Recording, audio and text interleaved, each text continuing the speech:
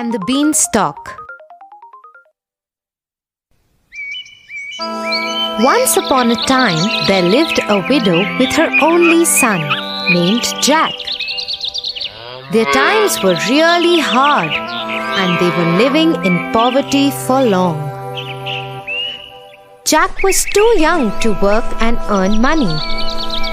All their house furniture and other belongings were sold off to carry on with their basic daily needs.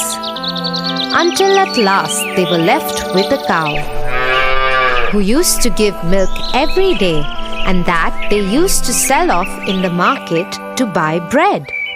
One day, the poor old cow didn't give any milk. That's when Jack suggested his mother, "I think we should sell off this cow and get a good return in bargain." So Jack left to sell off the cow in the market. On the way, he met a butcher. "Oh, where are you going, Jack?" "I'm going to the market to sell off this cow for a good bargain." "Oh, why take the trouble to go that far? I have a very good deal for you." He took out 5 strange-looking beans from his pocket and handed them to Jack. Jack looked little hazed as to what kind of good bargain it is. "Oh my God! They are so beautiful! What do you call these?" Beans, magical beans. If you plant them overnight, by the next morning, they will grow up and reach the sky. Wow! Mother would be so happy to see them. Thank you, Mr. Butcher. And off went Jack happily to his mother and showed her the magical beans. But to his disappointment, she only got angry at him and shouted, "Off you go to bed right away."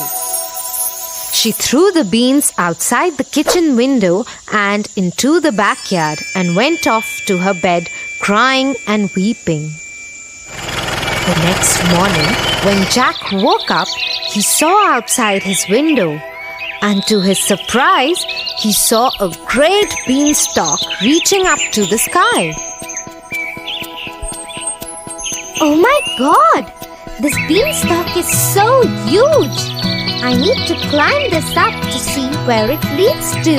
He climbed up and up and up till his home looked a mere spot on the ground. At last, the stalk ended and Jack found himself in a completely different place. But suddenly, a beautiful lady appeared and said, "Hello, Jack. You don't know me, but I know you and everything about you. The castle you see there belongs to a giant who stole all your father's money and killed him. Your mother had kept this secret from you to protect you. He owes you, Jack."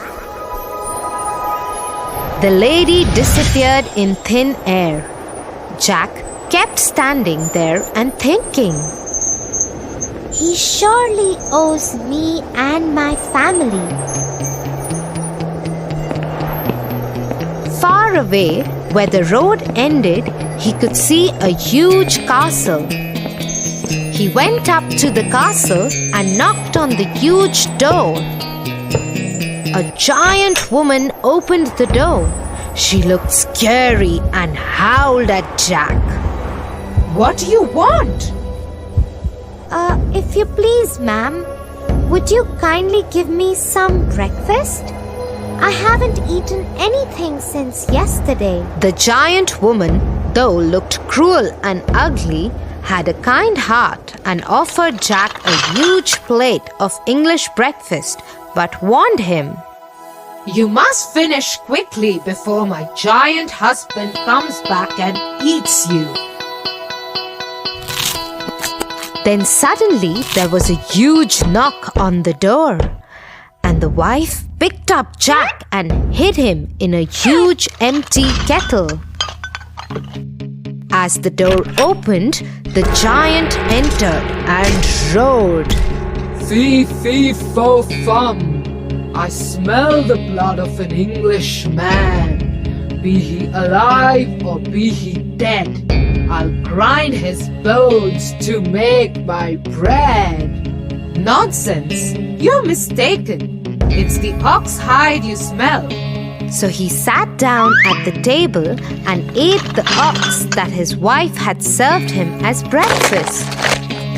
After he finished, he asked his wife,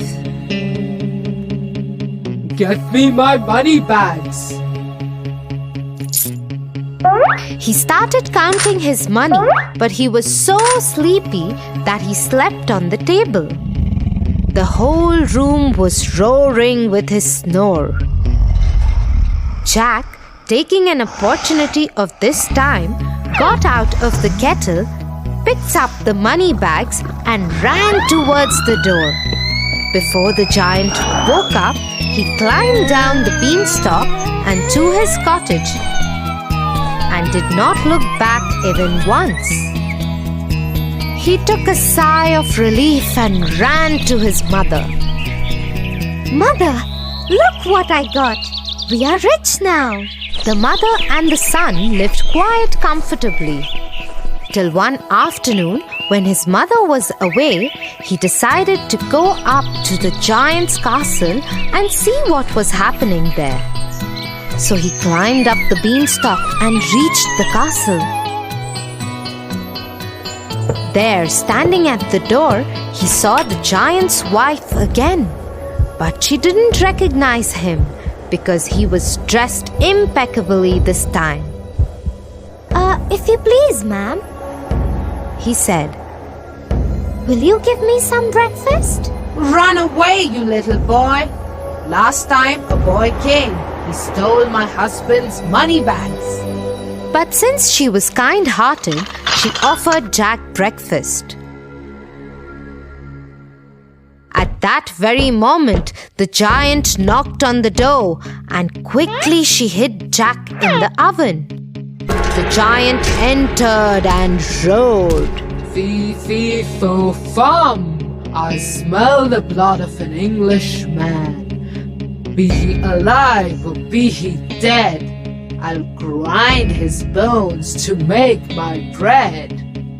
But the giant's wife once again assured him that he is mistaken and offered him his huge breakfast to eat. After eating his food, he asked his wife, Get me my golden hen. The wife got the hen and the giant roared in his voice. Lay! That very moment, the hen laid a golden egg, and Jack was left amazed with what he saw. No sooner he saw the giant slipping into his deep sleep, and once again he came out of the oven, picked up the hen, and ran for the door. In the meanwhile, the hen began to cackle. The voice made the giant move a little, but he kept sleeping.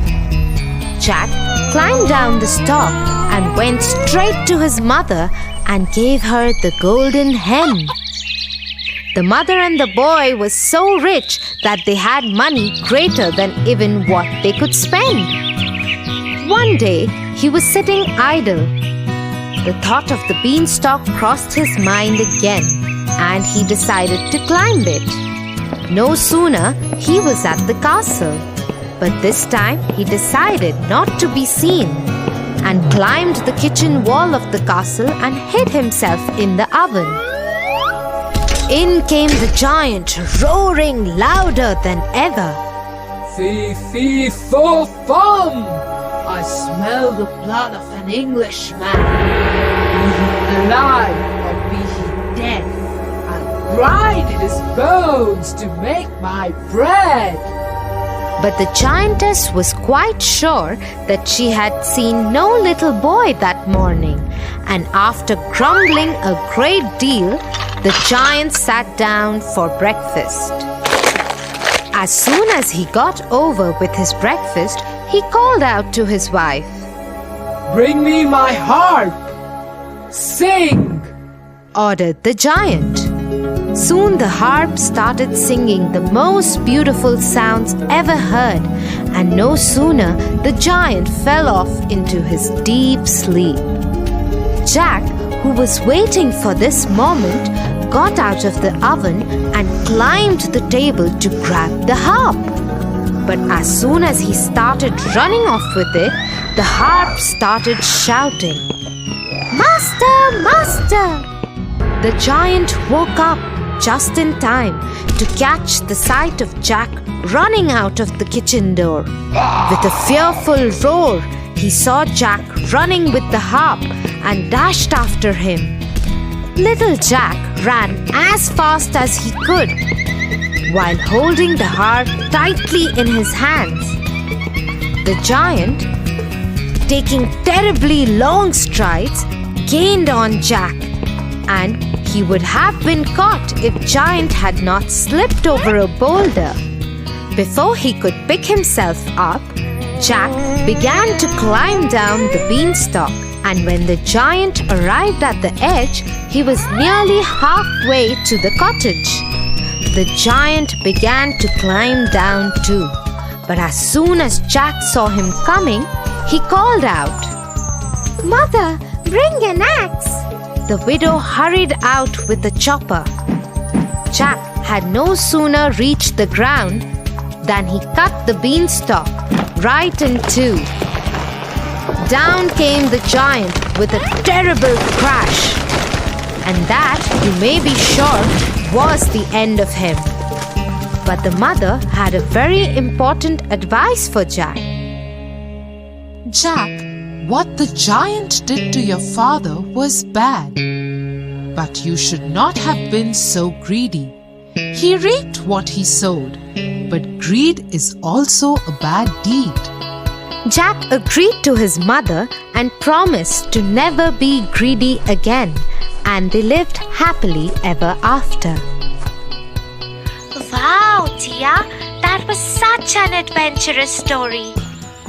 Yeah, Tofu, and do you know why it was my favorite story?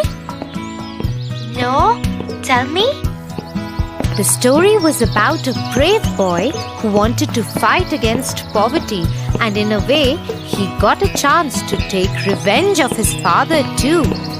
But in the process, he forgot that harming the giant again and again was not ethical, and stealing from the giant's house was also against his morals. Oh, that's quite a heavy thought for my little brain. Ha ha ha! Let's go. We are late for dinner. Mom must be waiting.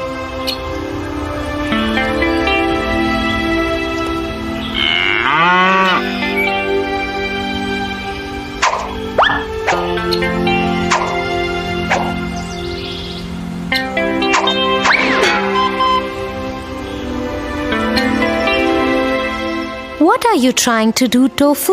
I am trying to pluck mangoes from this tree, but the effort is going useless.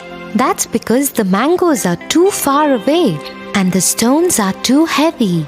Then what should I do, Tia? I really want those mangoes. Let me tell you a story. The Three Little Pigs. Once upon a time, there was a mama pig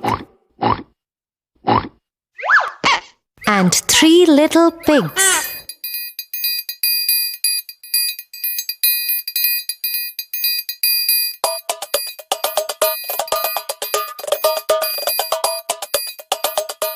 One day, Mama Pig said to them, You are old enough to build your own houses.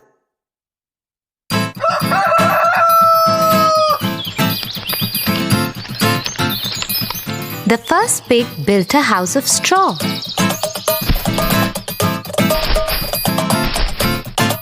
He said, Now the wolf can't come and catch me and eat me.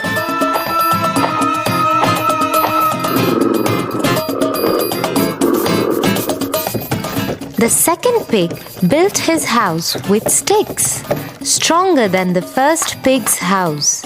He said, Now the wolf can't come and catch me and eat me. The third pig built his house with bricks, stronger than the second pig's house.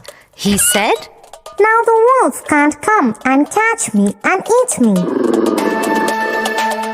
Next day, the wolf came to the house made of straw.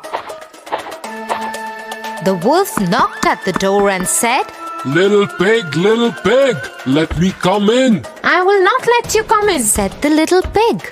Then I will huff and puff and blow your house away, said the wolf. So he huffed and puffed. The house of straw fell down, and the wolf ate up the first little pig. Next day, the wolf came to the house made of sticks. He knocked at the door and said, Little pig, let me come in. I will not let you come in, said the little pig.